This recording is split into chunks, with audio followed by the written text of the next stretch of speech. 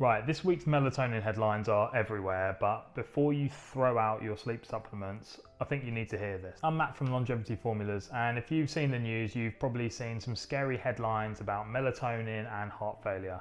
So news outlets everywhere have been posting these terrifying headlines, but when you actually read the study, it tells a very different story than those headlines suggest. So the headline said that melatonin was linked to a 90% increase in heart failure, which sounds absolutely terrifying, and news platforms jumped on this immediately, publishing these urgent warnings about what's one of the most popular sleep supplements in the world. When you actually look at the study, the reality is far more nuanced, and the sleep experts that have reviewed it are all calling foul. So first off, the research, which by the way hasn't even been peer reviewed yet and is only being presented at a conference, it looked at health records from over 130,000 adults with insomnia. So one group took melatonin for at least a year and the other group had no record of taking melatonin, and over 5 years 4.6% of the melatonin group developed heart failure compared to 2.7% in the non-melatonin group. So that's where the 90% increase comes from, but correlation is not causation, and this is where the study falls apart. So here's the first massive issue.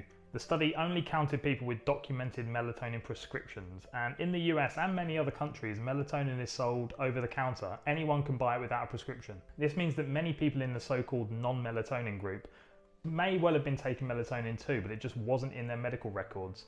So you're essentially comparing two groups that might both be taking melatonin, and that completely undermines the comparison. The second problem is that the study had no information about dosage or insomnia severity. So were people taking 1 milligram or 10 milligrams? Did they have mild sleep issues or severe chronic insomnia? Both of these factors could dramatically affect heart health. So severe insomnia itself is linked to cardiovascular problems. Sleep apnea, which often goes undiagnosed and causes insomnia, is a major risk factor for heart disease. So here's what the sleep experts actually think is happening. It's probably not the melatonin at all, and it might just be an innocent bystander. The real issue, likely underlying sleep problems themselves, so chronic insomnia, sleep apnea, stress, all of these conditions increase heart failure risk, and people taking melatonin are taking it because they have sleep problems. The sleep problems themselves might be the actual causes. The lead researcher himself acknowledged this. He said the headlines suggesting melatonin caused heart failure are more alarming than the data really supports, and his exact words were, "What we found was just an association, not proof of causation." The study hasn't been peer reviewed, it hasn't been published, and it can't prove melatonin actually causes anything.